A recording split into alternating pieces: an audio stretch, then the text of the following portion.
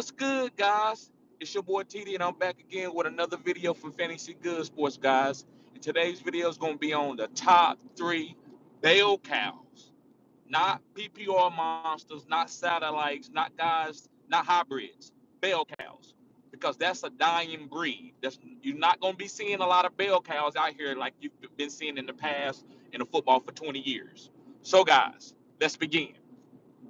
The first, make sure you hit the like button and subscribe to this channel too, guys. This is cutting edge content. So, the first bell cow that I want to talk about that I feel like is going to have a breakout season is Najee Harris. Yes, or some people say Najee Harris. Now, listen, Najee finished as a top 12 running back last season, and he didn't really do good in the beginning of the season. He struggled. And the reason why he struggled is he came off an injury in spring. Like he had a Liz Frank type of sprain, but he played through it. That's what bell cows do.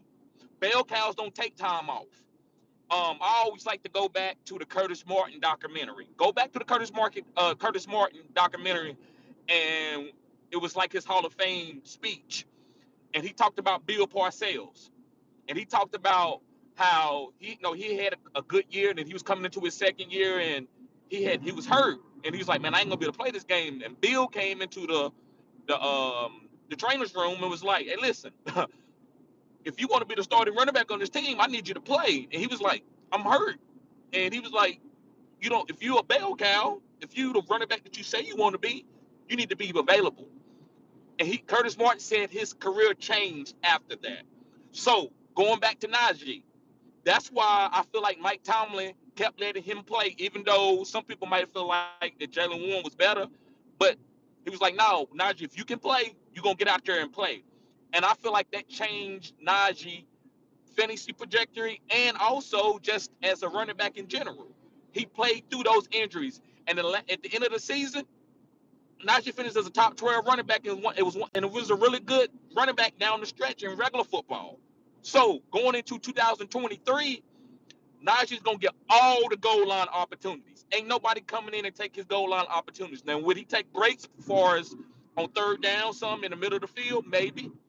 But ain't nobody taking his goal line opportunities. And guys, and when you playing fantasy football now, that's what you're looking for. I'm giving you the sauce right here. This is for my OnlyFans, but I'm giving it to you right now. Guys, they're getting all the goal line opportunities. I'm drafting those guys. I don't need you to have a bunch of yards or a big long play.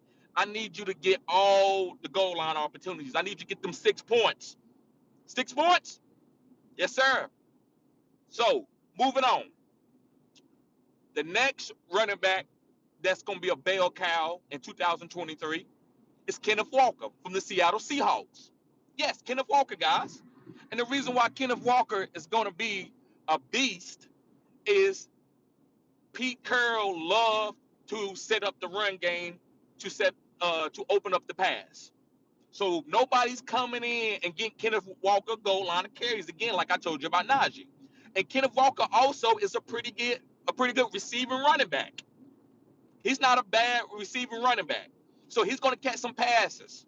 So is Najee. Najee catch passes too.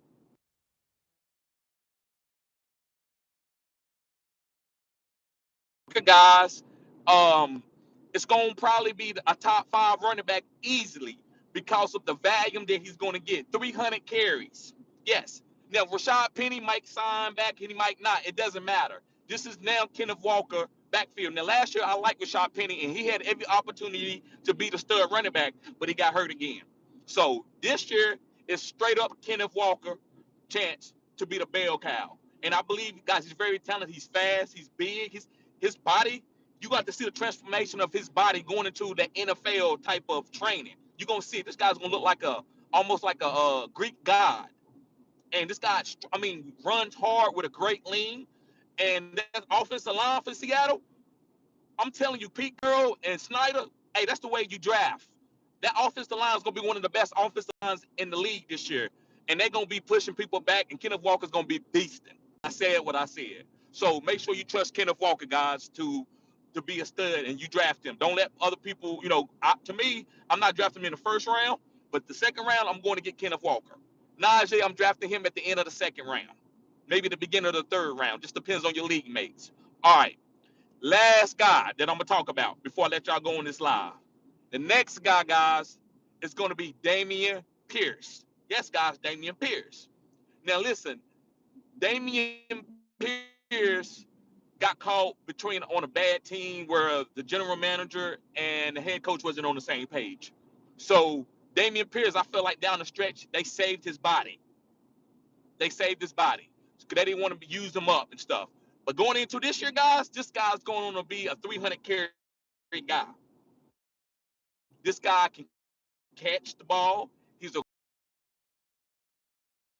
runs hard. He wanted to, and like I said, bell cows are going extinct. People are not going to be really. It's going to be hard to find a bell cow for fantasy football.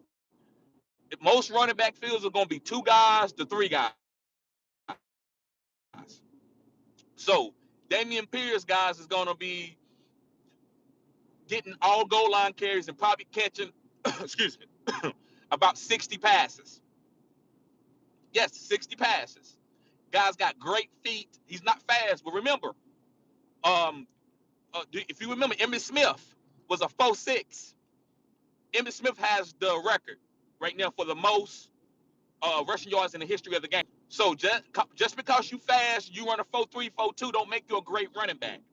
To be a great running back, guys, has got to be anticipation, reading the hole, filling the hole. You know what I'm saying? That's why some guys can come. They didn't even get drafted and can come in the NFL game and be a stud. So it's not. I'm not. I'm going to tell y'all now about this combine. I do look at combine numbers for certain players, but that combine don't mean shit. That combine don't mean shit, guys. Make sure you hit the like button and subscribe to this channel, guys. If you're new, I appreciate everybody being here early in the morning. The combine don't mean nothing. You can run a 4.6, 4.7. You can bench that the 225. You can do it 12 times, and you can come out and be a Hall of Famer. It doesn't matter. It's certain things that I do look for, but if you want to find out what that is, sign up for my OnlyFans. The link is in the description box. So don't be. Oh my God, this guy running 4.240. He never he might not never touch the field after his first year on the field. So they don't mean anything. But Dameon Pierce, guys, hey, his balance is tremendous, and that's why he got drafted late. If people were smart, Dameon Pierce, if you taking all these other running backs high, why he didn't get drafted there? Because they don't know. They looking at numbers off the combine. They don't know what a stud is. This guy's not. He's just not explosive. You don't need a running back running a 4.3. Running backs, they hit in increments of 10 to 15 yards. Can you tackle this guy in a phone booth in increments of 10 to 15 yards? That's what Emmitt Smith was. He can make anybody miss, and he had a great offensive line. So to me, I'm looking for a great offensive line, and I'm looking for opportunity. That's what makes a good running back. Now, there are some guys like Adrian Peterson and Derrick Henry that are special. Just like in every single position. You got John Elways that are just, you automatically know this guy's going to be great. You got wide receivers like Randy Moss. You automatically know this guy's going to be great. You also got guys like offensive linemen that got feet like ballerinas. You know this guy's going to be great. But then you also got guys like the little engine that could. And I'm that type of guy. That's why on fantasy, guys, if you go check out my catalog, I'm the sleeper king. And listen, I'm not saying my channel is better than anybody else, but I be hitting. You know how much I got ridiculed for talking about Christian Watson last year? I said he was the best wide receiver in that class. Now listen, does he run great routes? No. But it's certain things that you got to look for what the NFL is doing now. Speed kills. This guy's a big body. Amon-Ra St. Brown, the little engine that could. Why he wasn't drafted as a top 12 pick, but you got Garrett Wilson being drafted out here early. Amon-Ra St. Brown, to me, guys, is going to be on a Hall of Fame trajectory. Look at Antonio Brown. So going back to Dameon Pierce, he was drafted late, in the 4th, 5th round? It don't matter. He's going to be a bell cow. So listen, guys, Najee Harris, to me, is going to be a top 5 running back. Kenneth Walker is going to be a top 5 running back. and Damian Pierce is going to be a top 5 running back. These are bell cows getting all the goal line opportunities. Nobody coming in to snipe them, and you ain't got to worry about the satellite back behind them. Yeah, would the satellite back come in? Yes, they would. They not going to get 100% of the carries, but I would say 75% of the carries, 80% of the carries, 80% of the touches. So, guys, I'm not going to hold you up on this video. Make sure you hit the like button and subscribe to this channel. This is cutting edge content. Peace.